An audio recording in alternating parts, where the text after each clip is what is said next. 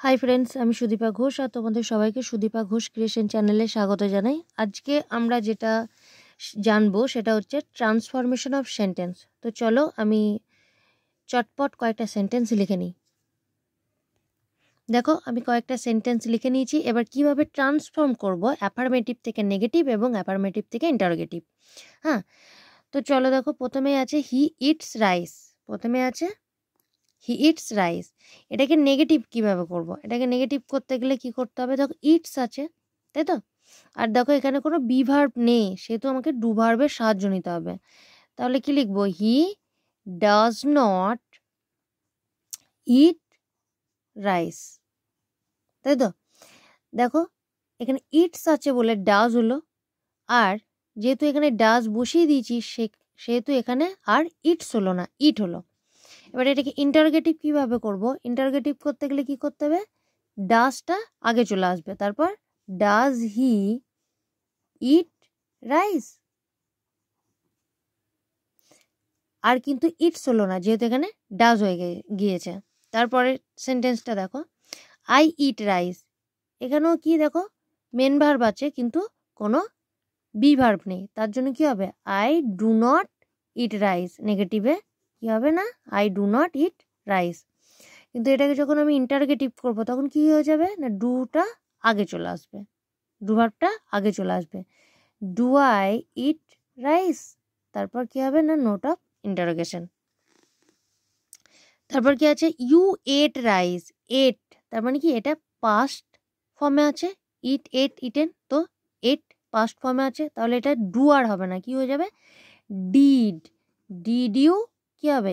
ইট হবে, যেহেতু এই ডিড লিখে ফেলেছি, এটা পাস্ট ফর্ম করে ফেলেছি, তাই এখানে প্রেজেন্ট ফর্মটা বসবে।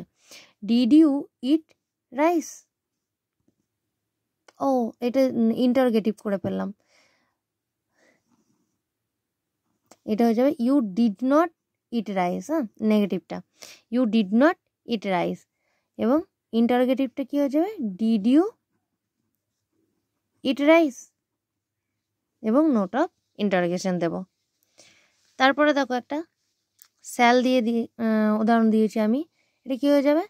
এখানে যেহেতু দেখো স্যাল মানে কি? এটা একটা বি ভার্ব, সেহেতু এখানে শুধুমাত্র নট যোগ করলেই হবে, এখানে কোনো ডু ভার্বের হেল্প আমাদেরকে নিতে হবে না। তাহলে আই স্যাল নট গো দেয়ার। নেগেটিভে এটা হবে। আর যখন ইন্টারোগেটিভ করব কি হবে? শুধুমাত্র শ্যালটা আগে চলে আসবে, মানে বি ভার্বটা আগে চলে আসবে। শ্যাল আই গো দেয়ার দিয়ে নোট অফ ইন্টারোগেশন, জিজ্ঞাসা চিহ্ন। তারপর আমি একটা হ্যাভ ভার্ব দিয়েও দেখিয়েছি। দেখো, I have done the work. I have done the work, এখানেও দেখো হ্যাভ ভার্ব আছে, তাই তো?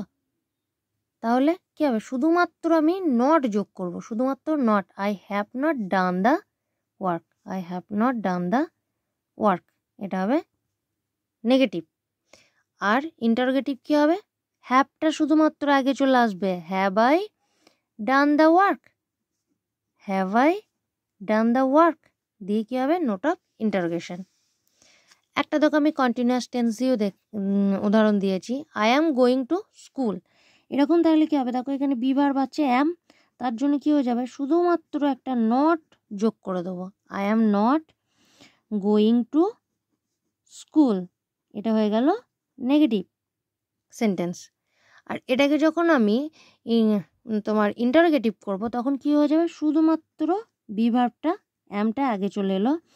Am I going to school, বাকিটা সব এক থাকলো, দিয়ে নোট অফ ইন্টারোগেশন। আশা করি তোমরা বুঝতে পেরেছ। যদি ভালো লেগে থাকে তাহলে অবশ্যই লাইক, কমেন্ট এবং শেয়ার করতে ভুলবে না। আর যদি আমার চ্যানেলে তোমরা নতুন হয়ে থাকো তাহলে অবশ্যই চ্যানেলটা সাবস্ক্রাইব করে রাখবে আরও অনেক অনেক অনেক ভিডিও পাওয়ার জন্য। Thank you.